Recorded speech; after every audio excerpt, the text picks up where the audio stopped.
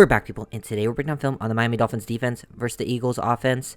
I think overall, it was a mixed bag performance-wise. I think the front seven actually did a really good job. They did amazing at stopping the run. I think the biggest issue was just stopping the pass out on the boundary. They had some people just playing out of positions, no Howard out there. So they have Apple starting, Perry Nickerson in the slot, and then Kohu had to play on the outside as well, playing out of his spot right there. And that was kind of the biggest issue with the game. So I think, if you take it at face value, just looking at this game, it wasn't great. But I think when you start looking how this defensive performance would affect the future, I actually think there's some good promise to take away from this game, because the defensive front versus a very good offensive line, I actually think played pretty well. They got physical, and this was by far the best the linebackers have looked fitting the run. David Long, Jerome Baker. I'll have a video probably just on David Long later, just how well he played. But they all really did their job. Here's a good play versus the pass, really by Andrew Van Ginkel. They're running quarters here. Eagles basically running a two-man route concept down the field. Baker does a good job matching the running back on the flat. So since he matches number 3, Van Ginkel doesn't have to come down and get pulled down to the flat. He's able to gain as much depth as possible. And then the ball gets underthrown. He's able to get physical there. Apple there too, and they're able to make that play versus the pass. There was just some miscommunication problems on the back end, but I think overall, if they get healthy in the secondary, I actually feel a lot better about this defense, because I feel like the front seven has been improving and improving. 3rd and 8, and they throw this drag to Goddard. I think they ran some mesh multiple times in this game, and they got beat on it every single time, just giving Goddard some free yards. Just miscommunication, in my opinion. I think the other one I'll show is on Apple. I think this one is on, I think this is Elijah Campbell. But Elijah Campbell matchup versus number 3. He gets physical to throw this off to Perry, and Perry does a good job taking it. I think that's good communication, good passing off. And then here, once this receiver passes his face, Campbell's got to pass that to Apple, and I feel like that's what Apple's expecting. He hesitates, but they're not communicating, so there's bad communication between the two, and then Goddard comes in free. Those two got to pass it off underneath in those zones. Just not great communication on the back end, and those were kind of the biggest difference maker type plays in this game. Dolphins rotate into a cover 3 on this play. Over here, they go to single high. They match down in the slot. Number 1, number 2, basically just matching vertically out there, which makes sense. And then I think this is where they get got. They run underneath here, and I feel like Baker doesn't see it, so he sees Goddard inside release, so he thinks, oh, I'm going to pass this off to David Long, but he doesn't see Devontae Smith is going underneath, where David Long has to get that for sure. So Baker is late to get over the top, and it just gets Goddard leaking out. So really good play design by the Eagles, and that's the biggest issue with the linebacker still, is their ability in coverage. It's not amazing, but at least they are stepping up in the, run stuffing front. They try to run zone read down at the goal line. I feel like Hurts was even hurt here, because I feel like he just looked slower. Baker kind of makes up for it and gets out to the edge. That's one area I feel comfortable with him, his ability to scrape over the top and use speed to get to the sideline, because this is a good play from him, because Phillips, usually they're reading the defensive end, and the Dolphins do a good job here just being like, hey, Phillips, don't read the quarterback, just get down on the running back, so the quarterback's forced to pull, and Baker's just reading that and scraping over the top, and he's too fast, has the angle, and I don't think Hurts was even 100% here, because he looked like he was not moving at full speed, but still good play there by Jerome. Really good bait here by the Dolphins defense. They understood the situation. Clearly they game planned for this. They knew when they go empty like this in this part of the field, the Eagles, even on a 8-9 yards out, they're gonna run a QB draw, and if they get close enough, they'll go for it. Look, they're showing a cover, either they could be playing quarters or maybe even cover 0, depending on if they bring pressure. And they widen the linebackers out far enough, and then right before the snap, they all sneak in and pressure that, expecting this. So really good call, just working all this pressure. They slant down, and Van Ginkel goes here, and it just leaves Bradley Chubb unblocked to get on Hurts right there, and everyone meets and converges. And that was a good way to hold him to a field goal on the first drive. Dolphins did play a decent amount of base, especially early on, to stop the run. I think that was another reason they were successful. They would have 3 defensive linemen down, running more tight fronts, or in different types of fronts, just to variations, allowing your players to play in their best spots and get control. And that's just a much better run stopping front.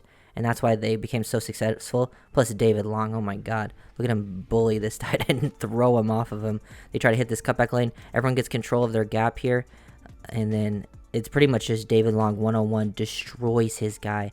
He made huge plays. Like this next, like I'm in like the play after this, he gets like a big pass deflection on a blitz. I'll break all that stuff down in his video, but just want to show a little bit taste here because he was playing lights out. This is a big game-changing play for the Dolphins defense. Getting this turnover up front. Good job by Chubb. They get some pressure. Don't allow him to escape the pocket, which is very important. He had to step back. And then everyone on the back end is covering things pretty nicely. They're playing cover 6, so cover 2 to the bottom here, which I think they match up just pretty nicely. Widen this guy. He's got the deep half. Then they start working across. This is probably the only thing that becomes open, and the quarter's safety has to drive on it. But they just do a good job up front, holding on to it long enough. Just a good combination of things back there.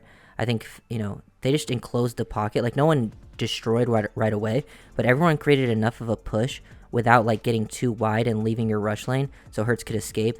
And then Chubb forces the fumble for a big-time play. Dolphins go cover 3. They try to hit A.J. Brown on the double move here. Good job by Kohu at the top, not falling for it, staying over the top.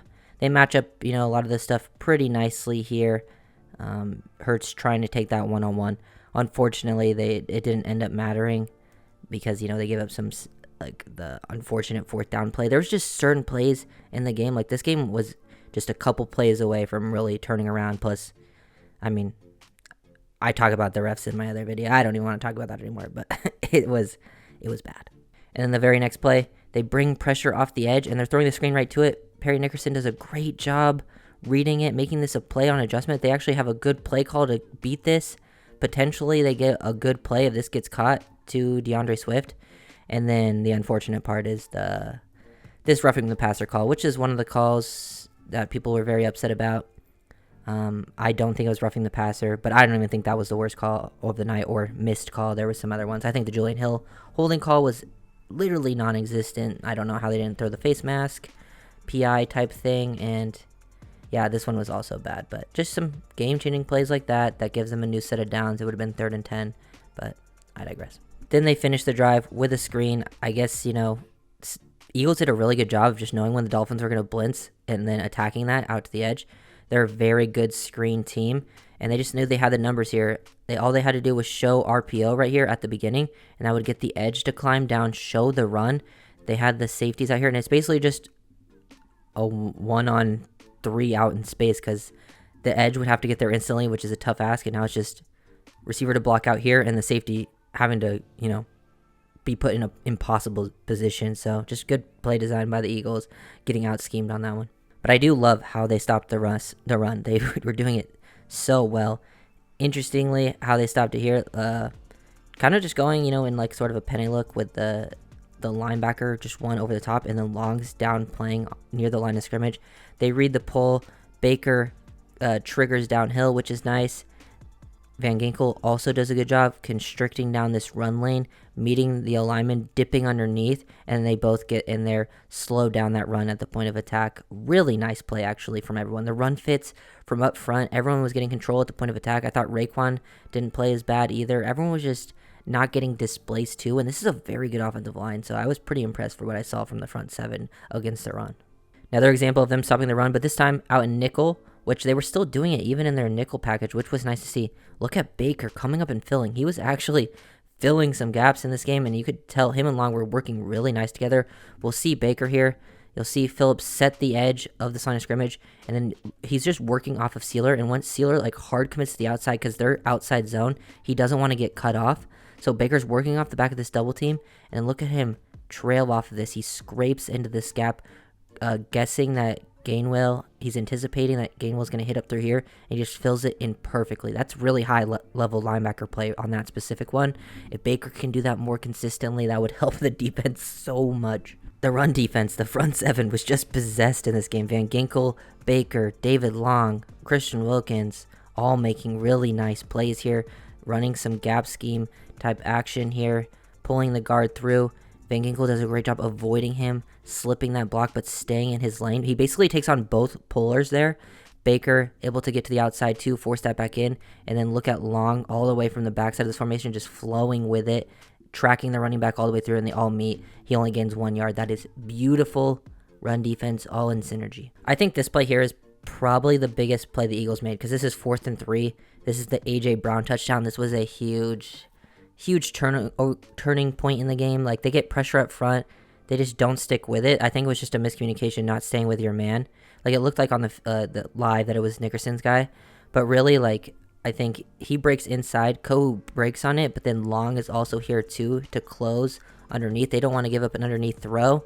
And I feel like just both, once they see Hurts escaping the pocket, Kohu and Long both think like they're the guy that needs to break down and not stick with the receiver. I think Kohu's got to stick with A.J. Brown here. Just they both make that mistake, not wanting him to run, and then it leaves him leaking out of the backfield. Also, you know, sometimes you got to finish up front, but it's tough with these great quarterbacks. They do a nice some game up top here, twisting, stunning, Bradley Chubb spinning. They're just fighting for these extra yardage. Sealer coming around, and then he just gets slightly out of reach, and that's just sometimes those off-script plays are what will end up beating you.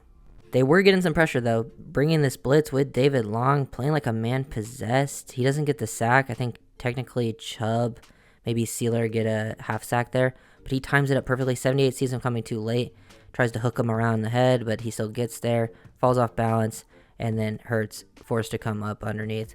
Like seeing them bring like these fire zone type of blitzes, things like that. It's been pretty effective for the Dolphins this year. This was a pretty big stop on this drive. Eli Apple, Dolphins basically go cover one across the board on a 3rd and 5. They really want to get this stop. And I feel like this is where Apple has been pretty decent this year. When he's able to just not gain any depth, doesn't have to open up his hips, and he's able to just sit on, he knows a quick route's coming, whether it's a quick slant, maybe a quick out, option route type thing, and he's able to just break on it at the point of attack. He makes a pretty good play there covering that. I like to see them force quarterbacks to make quick decisions. That seems like when the Dolphins secondary is at their best. Then they bring the blitz again, this time bringing Kohu off the edge, and it just finally they get something to go their way. This was like a ball don't lie situation. It's an RPO, so they're bringing like a run blitz here. They're both coming in unblocked. He tries to pull it to throw it out quickly to A.J. Brown. Kohu gets his hands up. Good, smart play. Kohu should be playing in the nickel near the line of scrimmage where he can do stuff like this more often, not on the outside. And then it just bounces right to Jerome Baker. It seems like they never get those bounces, and it finally worked. And they definitely deserved that one after that, that no face mask call. Can't be asking Eli Apple to cover Devontae Smith this far down the field. He gets absolutely destroyed. They really set this up because Apple had been getting beat on a lot of over routes like this, and you could tell he's like, I need to stay in my tight 1/3 and get over the top of this hard commit because he's actually in a good spot to get there, but now he gets too far over the top, and it's just sink your hips, change direction, and Hurts is able to escape into the pocket and flow with it perfectly, and it's just unfortunate. Too much room up for him to step up into the pocket for Jalen on that one. 3rd and 7, another failed stop. Same situation, they go empty. They run the mesh. It's basically the same concept, but this time they're a man-to-man, and Apple has to follow it. They're not passing this off. He tries to take that underneath angle. He should have probably angled this in between those two, but he tries to go underneath, and it just takes yourself out of the play. No shot to get there. It's a tough spot to be put in, but he's got to, he could have played that much, much better. I just feel like the secondary is the biggest issue right now. They get Ramsey and Howard, and I feel like this defense could take a big next step. We'll see what ends up happening, but I think, that's a possibility for sure. Then the Dolphins just give up the touchdown on the next play. They throw the slant to the inside, and they both just kind of miss the tackle. Kind of what happened in the Bills game, where Kohu's kind of there to make a tackle, and then the defender that's also there, kind of they bump into each other, and now neither of them are able to wrap up, and then Brown goes into the end zone. Not sure exactly what the call is here. It looks like everyone's just matching up, and they have no help middle of the field, which is interesting. Like they're bringing a blitz. The linebackers are dropping underneath still, so some type of version of match, but it doesn't end up working out, and they really need to get their outside corners back. This was basically the play that iced the game. At this point, the Eagles just had like 10 plays in a row where they just like kept getting it down to 3rd and 4th or 4th and 1. Like they just kept getting barely any yards, and wasting so much time. And then they take the deep shot to A.J. Brown, who had a phenomenal game. He gets one-on-one with Cater to the outside. Dolphins are playing cover 3. It's not even like terrible coverage. He bites a little bit on the double move there. He's in a position to make a play. I think he's just losing his balance, slightly holding on as well. And the ball is just a great throw. They also have their pressure up front. As you can see, Van Ginkel's about to destroy Hurts on the delayed blitz. He beats the running back. It's just sometimes you can't beat that perfect play because that was super good. And I mean, at this point, it felt like the defense wasn't going to get off the field, and the offense kind of, had some chances as well. It just wasn't their game overall. Things don't always go your way. But obviously, I'm not too worried. I think they were competitive, and they had a lot of things working against them in this game. It was on the road. They weren't probably not supposed to win anyways, but it is what it is. Hopefully, they can turn it around next week and then really be, if they can beat the Chiefs, they can, get rid of that stupid narrative. But hopefully, you guys enjoyed. Make sure to like, comment, subscribe. Let's get it. Peace.